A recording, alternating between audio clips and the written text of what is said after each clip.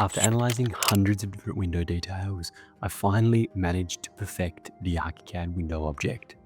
So this is where my window journey actually started. Hundreds and hundreds of different window details to the point it's actually starting to slow the computer down when they're all open. So from subsill sliding doors in brick veneer timber frame, all sorts of different configurations, all sorts of different sectional cuts, getting understanding of thickness, profile, sliding dimensions, and everything in between for each window configuration took a really long amount of time. Not only did I do that for sliding doors, I looked at it for sliding windows, which had their own plethora of information and different reviewer styles. So, for example, having an architrave around the windows, or alternatively, having a P50 shadow line detail, all of which had to be considered, especially when we move into our awning windows, which have our mechanisms at the bottom, bulk out further than they do at the bottom than they do at the sides and the top, cutting through different alternative sections. It just gets extremely, extremely complicated.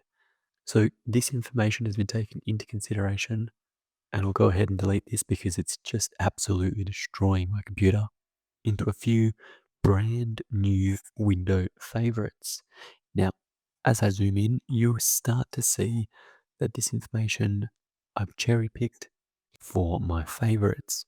So this window right here, if we open up the settings, go into openings, windows, and then awning, you'll see this is the DT AWS ComfortEdge awning opening tall. I've also created an opening wide, and we have our old capital frames here as well. I've started to use these windows significantly more and more, so hence why I wanted to include them in the template. Now, if we look at this sectional detail, it's obviously significantly more detailed than what Archicad can provide us. And a few users on Patreon were saying that the windows weren't showing up with all the frames, things weren't detailed correctly because some of the settings were off. So I've actually gone ahead and fixed all those settings down here in construction, level of detail, Windows International, and I've just updated these settings here. So if you're still having trouble, screenshot this, update this, and you should be good to go. But what you'll see here is if we go back to our ground floor plan, we have our jamb that runs from the glass all the way over to the plasterboard at 54 mil. If we then measure our window itself, you'll see once again running over that's 54 mil. Coming away from the timber jamb 30 mil, coming away from the timber jamb 30 mil. So each one of these dimensions have been picked up and referenced back in the actual window frame, including this 19 mil timber jamb reveal.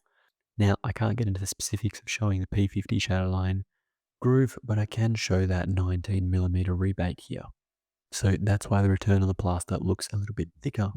I can't show double glazing, I can't show any of that, but I can get most of the details correct. So when we open up our settings, go to our normal sizes, our unit dimension is exactly the size it needs to be to cut into that wall opening. So when we're actually doing our doors and window schedules, that information is perfectly relayed back here.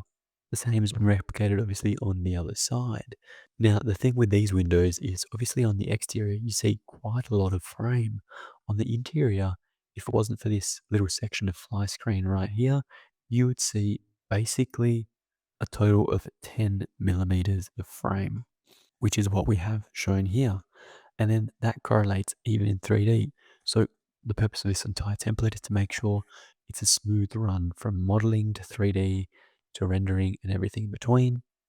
So as you see, that black window frame, we're only seeing a very, very small section of the reveal coming through. And then obviously the sides of the jamb are black as well in this particular awning window.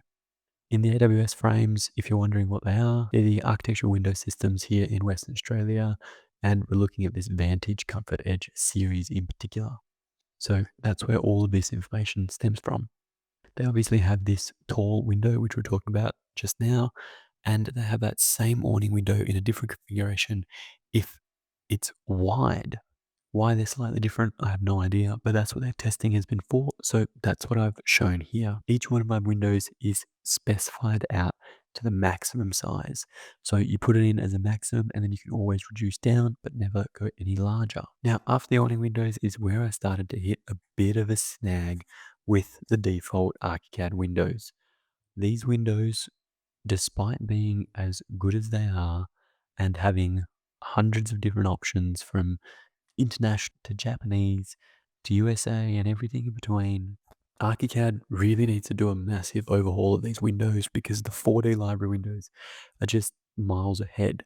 But we're trying to keep everything in this template very free, so we're sticking to these windows.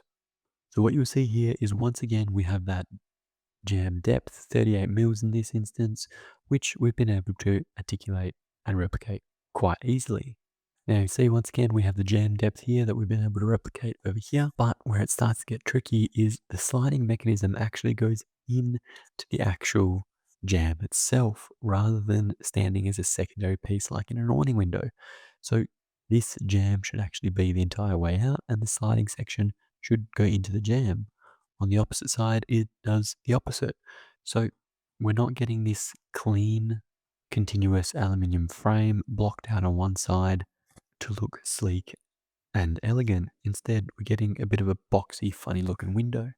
Even in 3D, if we zoom over on this side, you'll see that the reveal comes a bit past the actual frame, and then the window itself, that sliding component, is sitting protruded forward. So both in 3D and in 2D, you just can't get it to look exactly like this detail does, which is super disappointing, and doesn't matter how many hours I've spent on this trying to figure it out, I just can't manage to get it to work.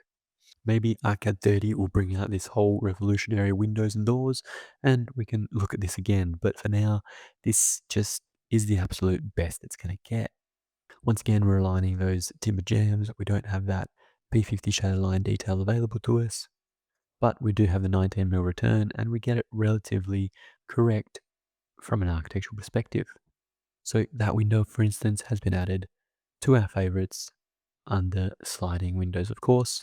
And then we have DT awning, ComfortEdge, sliding lower transom, and ComfortEdge sliding just XO. Another limitation of the arcade window is this lower transom is in the AWS specifications. The mullion through the middle is meant to continue all the way through the lower transom. It's meant to be a horizontal bar all the way through, split into 4 panels. For whatever reason, I can only get that lower transom split into 1 panel. So once again, another limitation of the arcade windows. Moving on to our very, very last piece of the puzzle here for this month's release, with a few other bugs fixed, is our sliding door. Now, the sliding door has very similar limitations to the sliding window, but it does work a little bit better. So for this month, we've added 4 brand new windows with a whole series of different favorites in our objects panel. Anyway, that's all from me, team. Thank you so much for watching. I hope you enjoyed the video. If you did, make sure you smash that subscribe button down below. The Ultimate Arcade template is linked in the description. And like always, I'll see you next week.